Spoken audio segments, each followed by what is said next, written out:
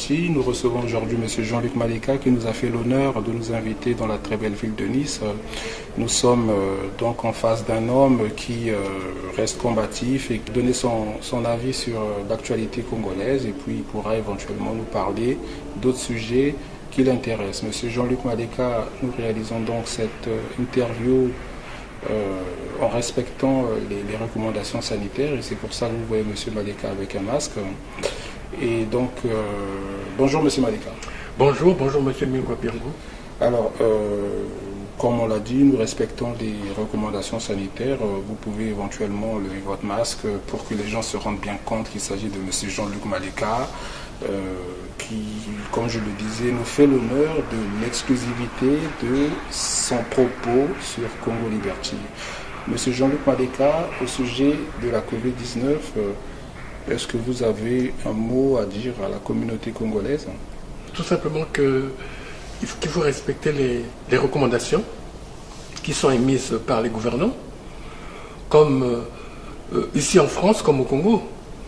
Au Congo d'ailleurs, je pense qu'il y a quelques défaillances aussi, parce que le couvre-feu qu'on a institué dans notre pays, alors que cette épidémie fait un peu moins de ravages qu'ici, on peut se poser la question, est-ce qu'il ne faudrait pas, étant donné que notre économie est informelle, qu'on puisse laisser les gens un peu vaquer à certaines occupations? Est-ce qu'aujourd'hui, dans notre pays, alors que nous savons que les gens meurent plus de paludisme et d'autres infections, et que aujourd'hui, est-ce que le Covid n'est pas parfois l'arbre qui cache la forêt? C'est-à-dire l'arbre qui cache la forêt, on a pris, je pense, des dispositions dans le cadre du couvre-feu sanitaire. Donc, vous avez quelque chose à redire à ce sujet? C'est comme si vous suspectez de la part de M. Denis Sassou Nguesso des velléités autres que sanitaires. Oui, bien sûr.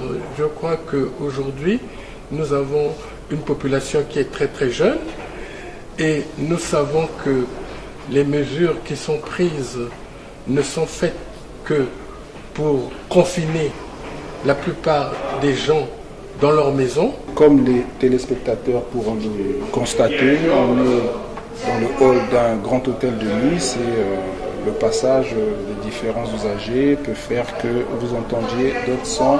Les évêques parlent de l'élection présidentielle.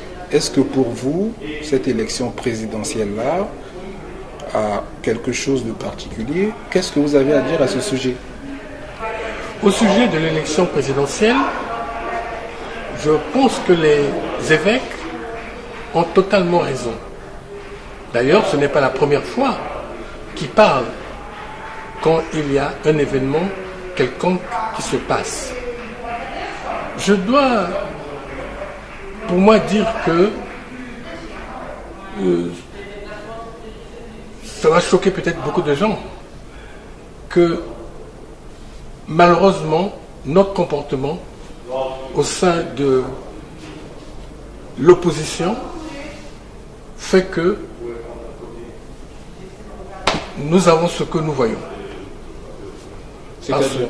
C'est-à-dire que nous avons ce que je qualifierais certaines tares. Et certaines tares qui font que M. Sassou est toujours là. Quelles sont donc ces tares? D'abord, nous ne nous aimons pas entre Congolais et même entre membres de l'opposition. Nous avons également des égos surdimensionnés. Souvent, nous préférons nous saborder, quand bien même il y a un projet qui pourrait être intéressant pour sortir le Congo. Mais tant qu'il est porté par un tel ou un tel, on fera tout pour l'abîmer. Nous avons également des insuffisances. C'est que souvent nous sommes des fanatiques. souvent, on a des tendances au tribalisme, à l'ethnicisme, si bien que ça nous donne une mémoire courte. Nous oublions le passé. Et nous sommes bien souvent également les rois des combinards, des combines. Et nous oublions, dans nos mentalités, nous avons eu les notions de solidarité. Nous n'en sommes plus là. Certains, parmi les Congolais, préfèrent avoir tous et accepter que d'autres n'aient rien. Nous n'aimons pas toujours respecter les lois. Autant d'états qui font que nous avons laissé prospérer un système que nous nous sommes retrouvés pour mettre en place la conférence nationale. On avait dit qu'il faudrait qu'on arrive à un Congo où des valeurs soient mises en place, qu'on ne tue pas, qu'on ne vole pas. Mais qu'est-ce qu'on a assisté depuis longtemps? Toutes ces saloperies. Nous, nous, à l'opposition, n'avons pas cherché à nous unir. Je le dis parce que j'ai vécu aussi certaines de ces périodes difficiles qui ont fait que nous n'avons pas pu nous retrouver pour apporter l'alternance et même l'alternative que nous voulions. Et faute de ça, moi je considère que ce soit M. Sassou qui soit là ou quelqu'un d'autre qui soit là, pour moi c'est pas ça qui est important. Le plus important, et c'est pour ça que je suis à ce micro également pour vous dire que quand on a pris un mauvais chemin, il n'y a rien de plus hasardeux que de continuer. C'est un Y. Il faut revenir sur ce qui était. Et le projet le plus important, c'est celui de la transition que vous, M. Mungwa, vous êtes en train d'animer. Et ce projet que j'ai rejoint, parce qu'il correspond à tout ce que je pense, de façon à ce que finalement la démocratie puisse revenir dans notre pays et que finalement on puisse redresser ce pays et que finalement d'autres valeurs puissent perdurer, puissent arriver et perdurer. Alors, Monsieur Jean-Luc Maleka, effectivement, vous êtes aujourd'hui l'un des cadres, en tout cas acteurs majeurs du projet de la transition. Dans tous les cas, je peux affirmer ici haut et fort que lorsque nous avions commencé les tables rondes en 2019, M. Jean-Luc Maleka, ancien ministre de l'économie et des finances du Congo-Brazzaville sous le gouvernement d'André Milongo, aurait pu y participer, mais pour des questions qui, en tout cas, ne l'ont pas permis d'y être. C'était tout simplement pour vous dire que M. Jean-Luc Maleka est un acteur de la vie politique congolaise, de la diaspora congolaise également, et que la transition est son credo. En un mot, M. Jean-Luc Maleka, j'ai envie de vous dire qu'en ce qui concerne la transition, parce que je vous connais depuis des lustres, c'est un peu un projet qu'on met en place, mais normalement, qui est le vôtre, ainsi de plusieurs Congolais. Alors, on va rapidement revenir au message des évêques. Le message des évêques a laissé l'impression aux Congolais que l'Église catholique était devenue un acteur politique. Est-ce que l'Église catholique, à travers les évêques, ne dépasse pas ses limites? Est-ce que vous qui êtes catholique, vous voulez de nouveau un président qui soit un évêque ou un prêtre comme l'abbé Schubert Huro?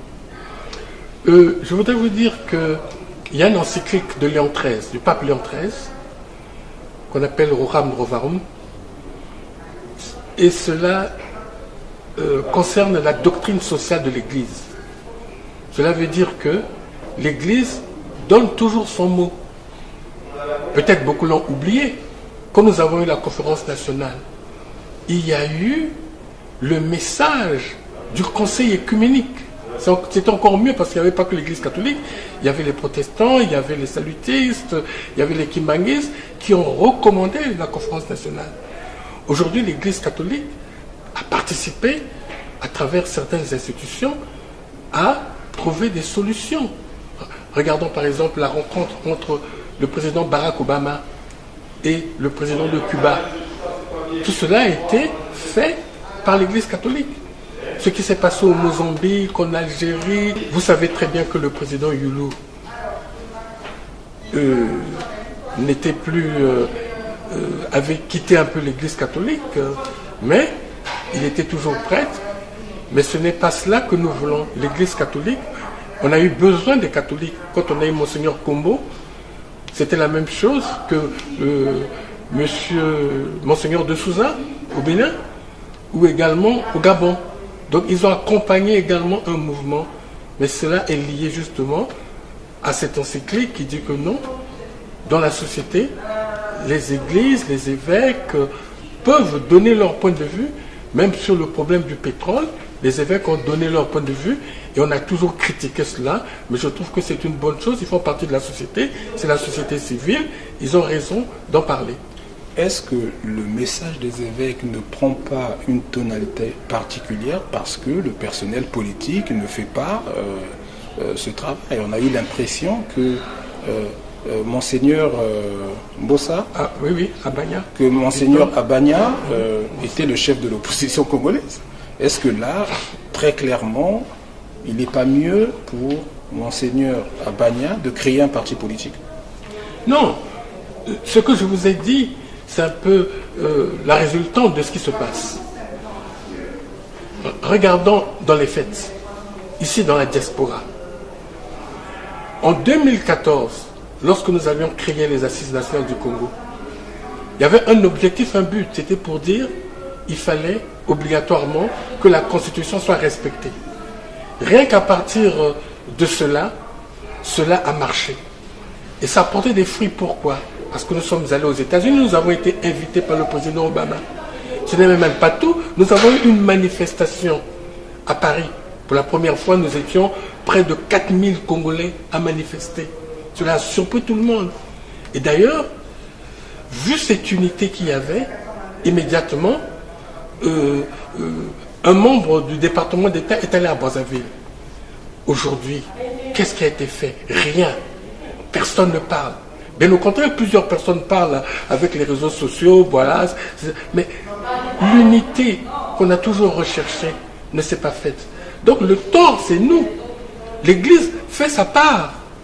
Mais finalement, le tort, ce sont les Congolais, de l'opposition en particulier, qui, à travers cet art que je viens d'énumérer tout à l'heure, ont fait le lit du pouvoir pour qu'il s'installe. Donc c'est pour ça qu'il y a une réflexion à faire. Comment nous devons maintenant réfléchir, comment nous devons appréhender les choses. Et aujourd'hui, je peux peut-être vous dire que ce n'est pas tout simplement en parlant, mais on peut faire des choses. Si vous ne m'avez pas écouté ces dernières années, ça ne veut pas dire que j'avais les bras croisés. Nous avons fait des choses, notamment dans le domaine juridique et judiciaire, et qui vont porter des fruits. Et en portant des fruits, notamment dans le domaine de l'endettement, nous savons qu'aujourd'hui, c'est un vrai débat qui aurait dû animer les élections présidentielles. Comment voulez-vous qu'en 2010, le taux d'endettement était de 20% à peine, et que maintenant, nous sommes à plus de 120%. Qu'est-ce qui s'est passé? Et lié à cette corruption généralisée. Je sais de quoi je parle, puisque finalement, j'ai travaillé au ministère des Finances et je connais bien des dossiers où il y a eu des dettes qui n'ont pas leur raison d'être. Alors, des dettes qui n'ont pas eu leur raison d'être, je sais qu'il y a une dette qui fait aujourd'hui beaucoup de bruit. On est pratiquement à 1,3 milliard d'euros. Vous allez nous dire exactement si vous connaissez ce dossier ou ce qui se fait au sujet de cette affaire. Bien sûr que je connais ce dossier. Vous savez de qui il s'agit? Je sais de quoi il s'agit. Et je peux même vous dire que par rapport à ce contribuable que j'ai connu, puisque comme vous le savez, j'ai travaillé dans l'administration fiscale et nous avions eu même un audit, recommandation de la conférence nationale, l'acte 98, qui demandait à ce qu'on fasse des audits. Alors, juste pour votre gouvernement, vous allez m'excuser, monsieur Jean-Luc Maleka, peut-être que certains téléspectateurs peuvent ne pas comprendre l'allusion que j'ai faite. Sur Congo Liberté, on va être clair. Monsieur Odiej réclame aujourd'hui 1,3 milliard €. Est-ce que vous avez aujourd'hui quelque chose à nous dire à ce sujet, puisque vous avez été directeur général des impôts et ministre de l'économie et des finances? Bon, ce que je dois dire à ce sujet, mais je ne vais pas trop m'étendre, puisque ce dossier est dans les tribunaux. Donc, ce que je dois dire, c'est que quand moi j'étais au ministère des Finances, il y a ce qu'on appelle, par exemple en matière de fiscalité, une notion, le fait générateur. C'est l'événement qui donne naissance, par exemple, à l'exigibilité d'une taxe. Donc, quand nous avions été aux affaires, immédiatement, quand nous avons fait cet audit, qui constitue ce que j'appellerais le fait générateur, donc le germe de cette décision, il aurait fallu que nous puissions le donner à nos successeurs.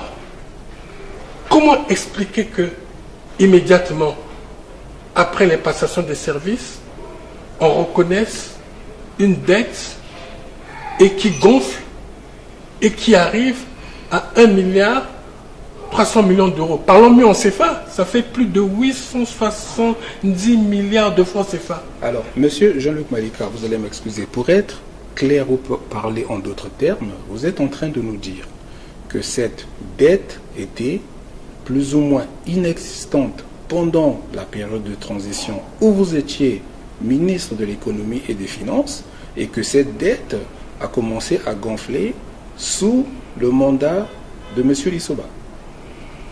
Bon. Il y a deux choses à dire. Cette dette est née à partir de cette personne, à partir de cette période. Et cette dette a été reprise, notamment, il y a des protocoles d'accord, dès 2003. Est-ce que toutes les personnes qui ont travaillé auprès du président Lissoba étaient au courant de cette dette ou pas? Je ne sais pas.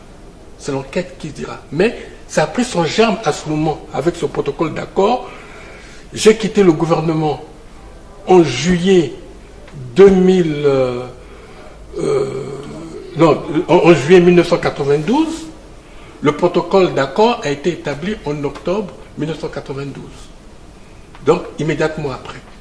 Donc, ce sont les tribunaux qui vont parler. C'est une affaire qui est déjà dans les tribunaux. Je crois qu'à partir de là, je me bats, tout simplement, pas que pour ce dossier. Il y en a plein d'autres. Pour dire qu'il n'est pas normal qu'on fasse payer aux générations congolaises des sommes exorbitantes. Et ce n'est pas normal. Donc, il est de bonne loi que nous qui connaissons certains dossiers, nous levions. Et c'est ce que j'ai fait pendant toute cette période. Et ça arrive à maturité. Laissons les tribunaux parler et nous verrons ce qui se passera. Monsieur Jean-Luc Maleka, sur Congo Liberty, sur le dossier Odiej, effectivement, vous comprendrez que nous sommes sur un dossier très sensible. J'avoue que j'ai eu le privilège d'entrer dans les méandres de ce dossier à travers monsieur Jean-Luc Maleka. Je ne dirai rien. C'est aux tribunaux, comme dit monsieur Jean-Luc Maleka, de trancher sur cette question, parce que ce n'est pas parce que nous sommes opposés à M. Denis Sassou Nguesso, effectivement, qu'on doit aujourd'hui accepter des dettes odieuses. Mais sur ces dettes odieuses-là, il y a aussi le cas de la Chine. On parle de surfacturation. Est-ce qu'à ce niveau, vous avez également des études ou des informations? Qu'est-ce qu'il faudrait faire au sujet de la dette chinoise? Est-ce qu'il faudrait faire demain un audit dans le cadre, par exemple, d'une transition? Mais bien entendu. Et là aussi, il y a des problèmes. Il y a des surfacturations. Mais ce n'est pas seulement les surfacturations. Il y a des dettes qui sont remboursables en troc. Or, le problème de fond, une bonne partie de ces trocs n'ont jamais été valorisés aux dates échues. Donc, ce qui fait que toute cette dette énorme qui est chinoise. Et encore faut-il dire, qu'est-ce qu'on entend par dette chinoise? Et quand on va dans les fonds, on se rend compte qu'il y a quelques Chinois qu'on a pris avec derrière des Congolais qui sont là. Et toute cette surfacturation, c'est pour ça qu'il faut des audits complets. Il y en a plein. Il y a plein de dossiers pareils. Donc, à partir de ces nombreuses dettes, il est normal qu'il y ait un véritable audit qui se fasse sur tout ça et que dans la fameuse transition qui se fera. Vous vous souvenez, j'avais écrit un article dans Congo Liberty, non, que le Congo n'aille pas au Fonds monétaire. Et curieusement, en allant aux frais du Fonds monétaire, en signant des accords avec le Fonds monétaire, je peux dire que c'est la plus grande bêtise qu'ils aient faite. Alors expliquez-nous, parce que normalement, dans la démarche habituelle, lorsqu'un gouvernement ou un pays est surendetté, on demande l'aide du Fonds monétaire international. Et là, à ma grande surprise, économiste que vous êtes, vous dites que non. Est-ce que le Congo a les moyens aujourd'hui de se relever sans l'aide du Fonds monétaire international? Mais bien entendu, le Congo peut se relever sans l'aide du Fonds monétaire international. Prenons un cas que tout le monde connaît. Quand on parle des 14 000 milliards de francs CFA, il faut savoir d'où vient l'origine de ces sommes importantes. Au moment où, à partir de 2010, il y a eu des excédents budgétaires importants.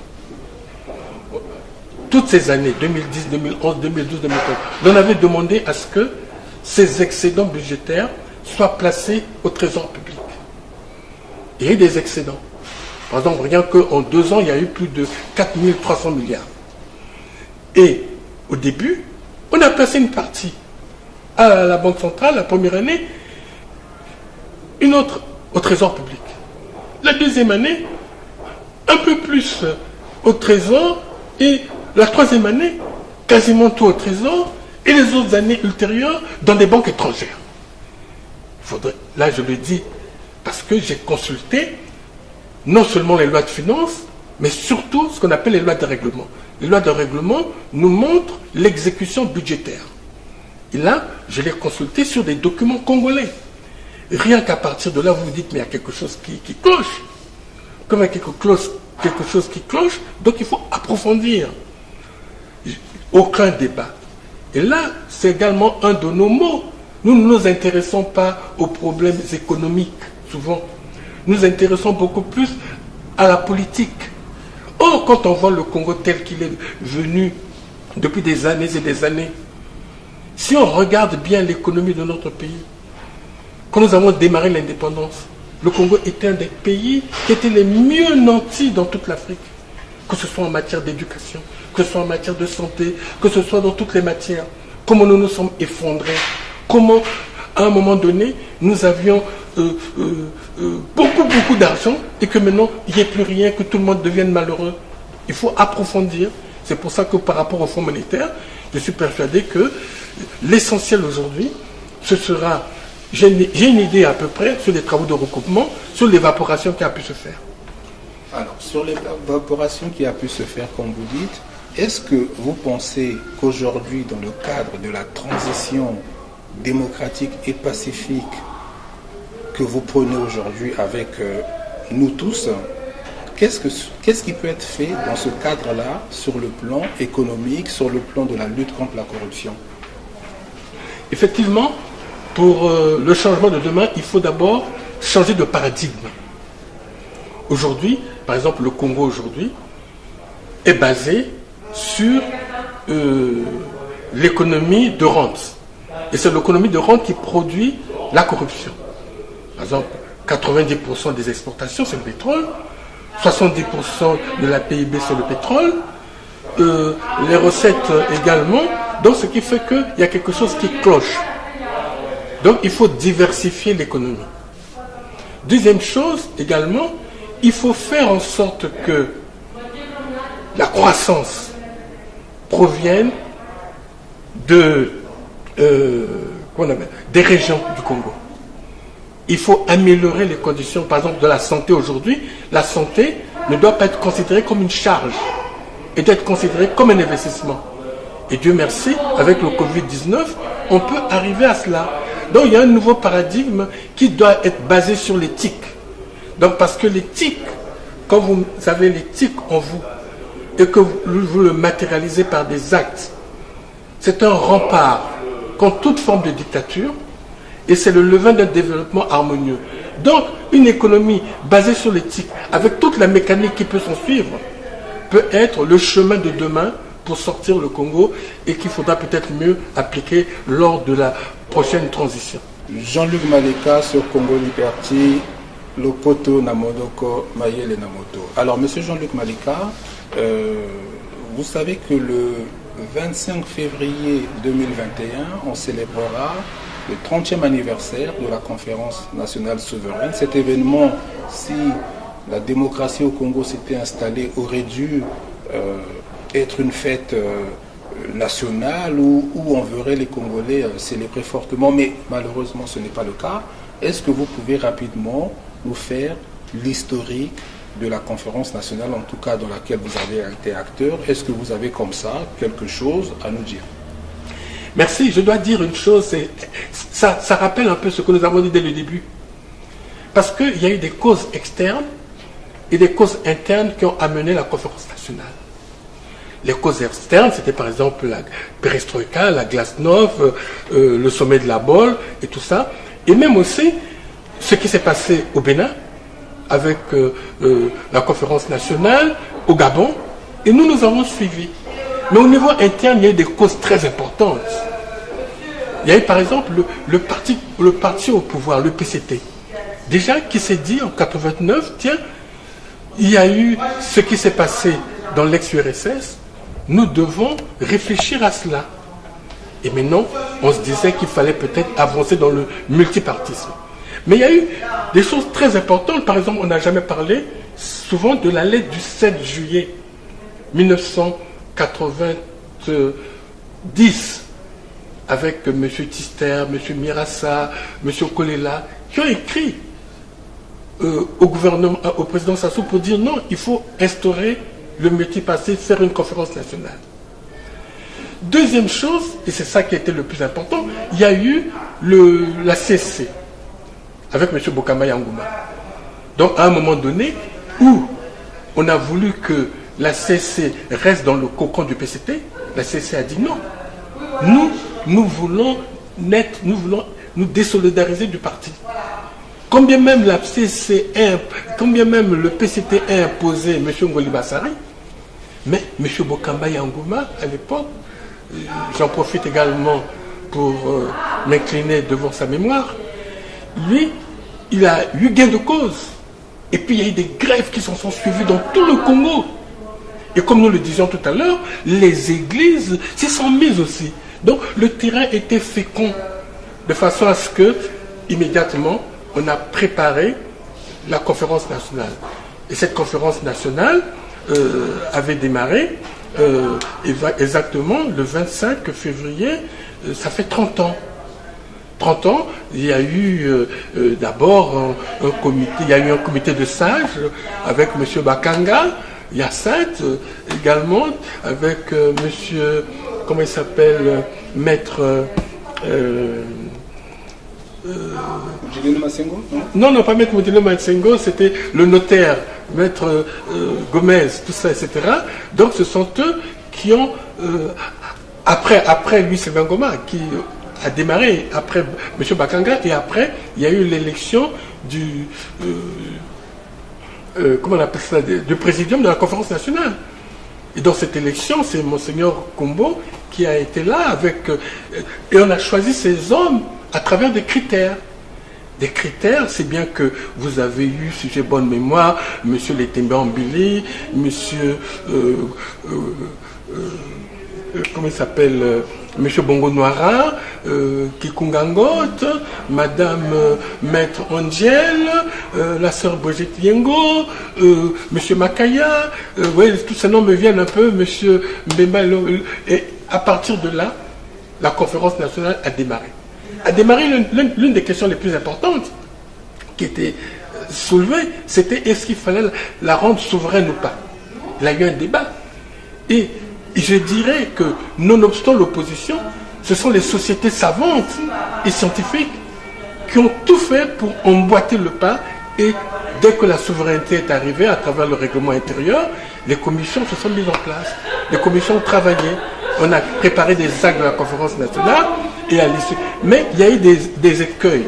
Et c'est ce qui expliquera aussi que, parce que quand la conférence, la commission politique avait suggéré que pendant la transition, les personnes qu'on devrait maintenir, ce seraient des personnes qu'on avait même citées nommément, qui avaient des responsabilités dans des crimes, dans des assassinats, dans des vols.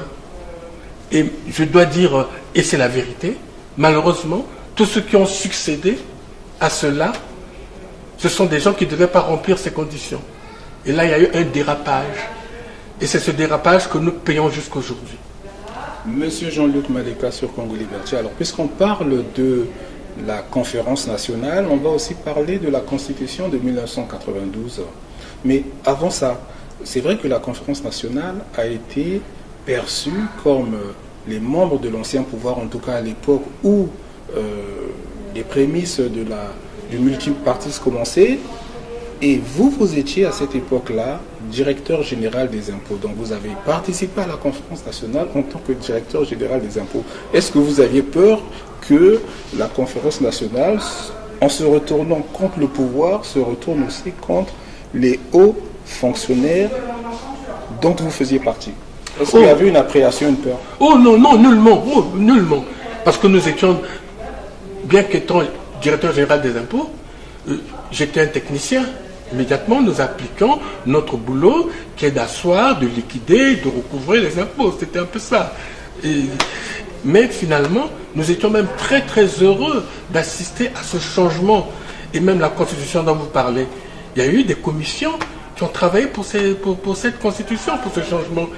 Dans la commission... Il y a eu, excusez-moi, monsieur Jean-Luc Maleka, alors, sur la constitution de 1992, ce dont on vous reproche aujourd'hui, quand je dis vous qui étiez conférencier, vous qui étiez, pour votre part, ministre dans le gouvernement de transition, c'est que vous aviez tout simplement plagié la Constitution française de la Ve République. Et là, c'est grave. Comment se fait-il qu'on en soit arrivé là? Est-ce que ce fait-là, finalement, ne montre pas que les intellectuels congolais, excusez-moi de l'expression, ne sont pas du tout à la hauteur, pour ne pas utiliser un autre mot? Je ne dirais pas qu'on est totalement plagié ou calqué. On n'a pas fait du copier-coller. Mais quand même, c'est vrai que beaucoup ont été influencés par la constitution de la Ve République. Par exemple, le mode d'élection nominatif uninominal qui se fait par exemple ici, avec les 2 tours.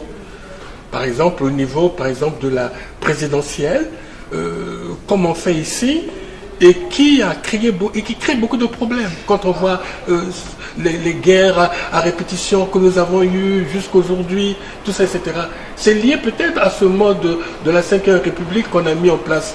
C'est pour ça qu'il faudrait que nous réfléchissions sur une autre façon de revoir certaines institutions. Mais par contre, la Constitution, la Constitution de 1992 a été approuvée par la majorité des Congolais. Elle a été approuvée par la majorité des Congolais. Est-ce que vous pouvez rapidement nous dire ce qui était dans la commission constitutionnelle ou la commission politique, par exemple?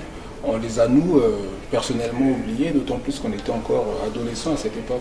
Oui, à cette époque, il y avait, la conférence nationale avait institué 4 grandes commissions. La commission politique, qui était présidée par M. Gangarakwa, la commission constitutionnelle, qui était présidée par M. Gabou Alexis, la commission économique, qui était présidée par Edouard Ibuka Babakas, la commission des affaires éducatives, et qui était présidée par comment il s'appelle, il était à la BAD, monsieur, bon ça me viendra, et puis la constitution Non, la portion de la SAS, c'est la commission éducative était présidée par Léon Makani. Et la commission santé était présidée par justement M. Badinga qui était à la BAD, justement. Donc, et puis il y avait des commissions ad hoc, par exemple la commission assassinat. Bon, commission assassinat. Et beaucoup de gens ne savent pas qu'au début, elle était présidée par Bongo Noira. Et après que M. Massema prenne cela. Et puis il y a eu deux autres commissions qui n'ont pas bien fonctionné, c'est normal. Hein, c'était la commission ad hoc sur les biens mal acquis et puis la commission ad hoc sur le rapatriement des fonds. La commission ad hoc sur le rapatriement des fonds, aujourd'hui, en tout cas pas aujourd'hui, mais dans la déclaration des évêques, on voit que les évêques demandent le rapatriement de l'argent volé. C'est comme si on savait exactement où se situe cet argent, mais bon, ça c'est une autre histoire. Au sujet des institutions de 1992, est-ce qu'aujourd'hui, vous êtes, vous, pour une présidence honorifique, d'autant plus que vous l'aviez expérimenté sous la transition. Est-ce qu'aujourd'hui, vous êtes pour ce type de présidence ou pas? Oui, non, je suis pour ce type de présidence. Parce que la présidence, telle qu'elle est là, telle qu'elle est instituée, crée beaucoup de concurrence. Et telle qu'elle est faite, vraiment, ça nous a entraînés avec tous ces morts. Et les gens ont toujours peur des élections présidentielles. Or, quand nous fûmes à ce moment-là, M. Sassou Nguesso était président de la République. Mais ses pouvoirs étaient totalement limités. Il ne contrôlait pas l'armée, il ne contrôlait pas les finances. On lui avait par exemple laissé un pouvoir en matière de diplomatie. Par exemple, les ambassadeurs qui étaient accrédités au Congo allaient le voir et tout. Donc il avait quand même, mais il ne pouvait pas décider de tout. Et finalement, bien qu'il y ait des difficultés entre les trois institutions, mais tout le monde a mis de la bonne volonté. Et monsieur, par exemple, André Milongo, le Premier ministre, a avalé beaucoup de couleuvres. Hein. Et tout a été fait pour que les choses aillent au mieux et que nous arrivions à bon port et que nous fassions des élections qui d'ailleurs sont les seules qui n'ont jamais été contestées depuis que le Congo existe. Et en plus, curieusement, pardonnez-moi, M. André Milongo qui s'est présenté, il a perdu. Et pourtant, en Afrique, on dit qu'on n'organise pas des élections pour les perdre. Eh bien oui, mais là, c'est une exception qui s'est passée et tout le monde était content à ce moment. Monsieur Jean-Luc Maleka, vous savez que sur Congo Liberty, on parle de choses vraies, on pose des questions vraies. Vous avez aujourd'hui, avec la gouvernance de M. Denis Sassou Nguesso, une partie de la population, en tout cas une partie, celle du sud du pays, qui demande la scission, très clairement. Alors moi je vous pose la question, vous, en tant que Congolais, qu'est-ce que vous en pensez? Ben, je crois que c'est un faux problème, la scission. La scission, si les gens en parlent, c'est à cause de toute la gestion qu'on a eue, avec les morts qu'on a eus. Donc c'est une gestion qui n'a pas été bien faite au Congo. Et ça nous a précipités dans la volonté de se replier sur soi. Mais ce n'est pas ça la question. Aujourd'hui, on a des réponses qui pourraient faire en sorte que, au niveau des différentes régions, ils puissent, à travers une politique fédéraliste, de grande décentralisation, que les gens puissent mieux comprendre comment faire évoluer l'activité économique dans chaque région. Mais là aussi, il y a des garde-fous qu'il faut avoir. Des garde-fous par rapport aux besoins. Il faudra un État qui soit central, qui s'occupe de certaines activités, qui opère des différentes rétrocessions d'une région à une autre. Mais il faut également qu'il y ait, entre Congolais, des passerelles, que les Congolais se connaissent, se voient, se marient. Et je remarque que beaucoup de Congolais ne connaissent pas le Congo. Moi, j'ai eu cette chance, pardonnez-moi, tout gamin, je suivais mes parents, donc j'ai fait tout le Congo, par-ci, par-là. Et on a une autre conception quand finalement on essaye de rencontrer les uns et les autres. Et c'est ce qui manque. Et au contraire, aujourd'hui, je crois que le pouvoir en place a créé un système pour diviser les Congolais. Nous sommes tellement divisés que quand on pense trouver la réponse en se repliant sur soi. Mais la réponse viendra justement des idées que nous sommes en train de développer pour la transition de demain, qui soit une transition consensuelle, où on va réfléchir sur la façon de créer une sorte d'institution fédérale, ou bien on peut également réfléchir sur la façon de maintenir l'unité nationale, mais que des compétences des juristes, des sociologues puissent rentrer dans ce débat, des Congolais, afin que nous trouvions la meilleure solution pour le pays. Monsieur Jean-Luc Maleka, vous savez que sur Congo Liberty, on parle de choses vraies, on pose des questions vraies. Vous avez aujourd'hui, avec la gouvernance de M. Denis Sassou Nguesso, une partie de la population, en tout cas une partie, celle du sud du pays, qui demande la cession, très clairement. Alors moi je vous pose la question, vous, en tant que Congolais, qu'est-ce que vous en pensez? Je crois que c'est un faux problème, la cession. La cession, si les gens en parlent, c'est à cause de toute la gestion qu'on a eue, avec les morts qu'on a eus. Donc c'est une gestion qui n'a pas été bien faite au Congo. Et ça nous a précipités dans la volonté de se replier sur soi. Mais ce n'est pas ça la question. Aujourd'hui, on a des réponses qui pourraient faire en sorte que, au niveau des différentes régions, ils puissent, à travers une politique fédéraliste, de grande décentralisation, que les gens puissent mieux comprendre comment faire évoluer l'activité économique dans chaque région. Mais là aussi, il y a des garde-fous qu'il faut avoir. Des garde-fous par rapport aux besoins. Il faudra un État qui soit central, qui s'occupe de certaines activités, qui opère les différentes rétrocessions d'une région à une autre. Mais il faut également qu'il y ait, entre Congolais, des passerelles, que les Congolais se connaissent, se voient, se marient. Et je remarque que beaucoup de Congolais ne connaissent pas le Congo. Moi, j'ai eu cette chance, pardonnez-moi, tout gamin, je suivais mes parents, donc j'ai fait tout le Congo, par-ci, par-là. Et on a une autre conception quand finalement on essaie de rencontrer les uns et les autres. Et c'est ce qui manque. Et au contraire, aujourd'hui, je crois que le pouvoir en place a créé un système pour diviser les Congolais. Nous sommes tellement divisés que quand on pense trouver la réponse en se repliant sur soi. Mais la réponse viendra justement des idées que nous sommes en train de développer pour la transition de demain, qui soit une transition consensuelle, où on va réfléchir sur la façon de créer une sorte d'institution fédérale, ou bien on peut également réfléchir sur la façon de maintenir l'unité nationale, mais que des compétences des juristes, des sociologues puissent rentrer dans ce débat, des Congolais, afin que nous trouvions la meilleure solution pour le pays.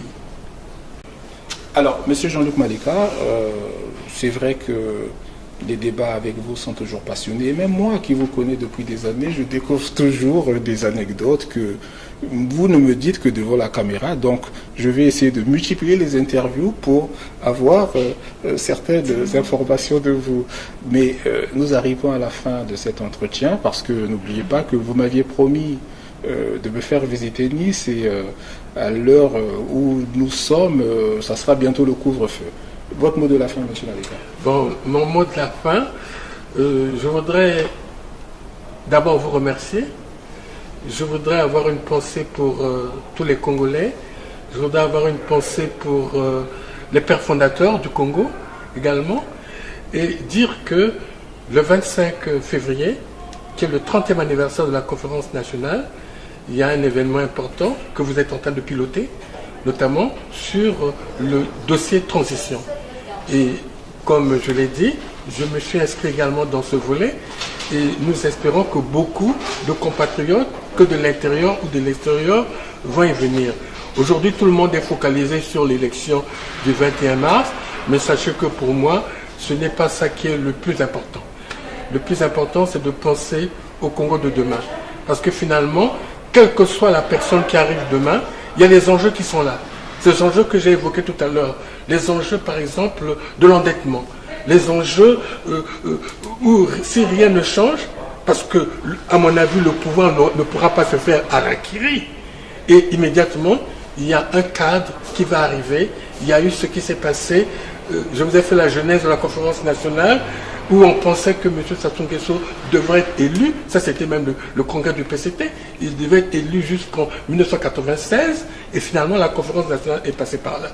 Donc, il y a des causes internes, externes également. Nous devons également penser à tous les amis qui sont morts, qui étaient avec nous, et également avoir une pensée aux prisonniers politiques qui sont dans notre pays. Plus particulièrement au général Jean-Marie Michel Mokoko, André Kokombi Salissa et tous les autres également qui sont là-dedans.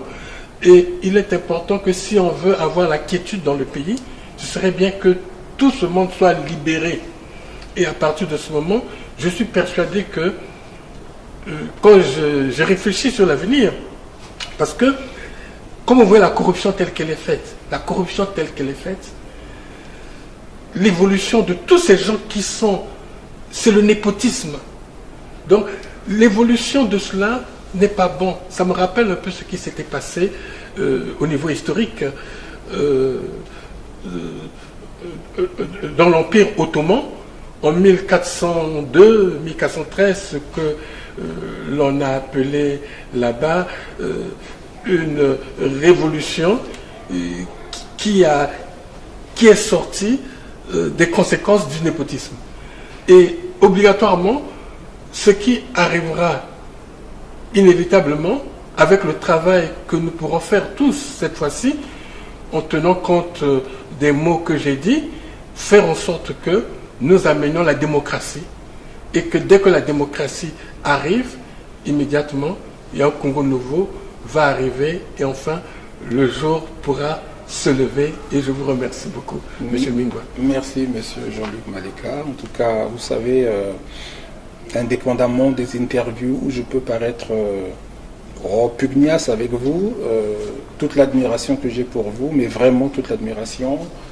Vous êtes une personnalité que les Congolais, y compris moi, aiment bien. En tout cas, vous êtes un exemple de réussite et le Congo de demain, très chers téléspectateurs, doit avoir des exemples de réussite comme M. Jean-Luc Maleka, comme d'autres, ils sont nombreux, mais bon, aujourd'hui je suis en face de M. Jean-Luc Maleka. Nos exemples de réussite ne doivent plus être les voleurs, ceux qui ont pillé le pays, ceux qui ont massacré des gens, et j'espère que pour le Congo de demain, vous comme d'autres que je pourrais citer ici, comme Dieudonné Antoine Nganga par exemple, comme d'autres personnes que vous connaissez sûrement, vous serez les exemples de la jeunesse congolaise. Merci beaucoup, monsieur Jean-Luc Maleka, et puis je vous dis, dépêchons-nous, il commence à faire nuit, le ciel est couvert. J'ai vraiment envie que vous me fassiez visiter votre très belle ville de Nice. À très bientôt. À très bientôt, merci beaucoup.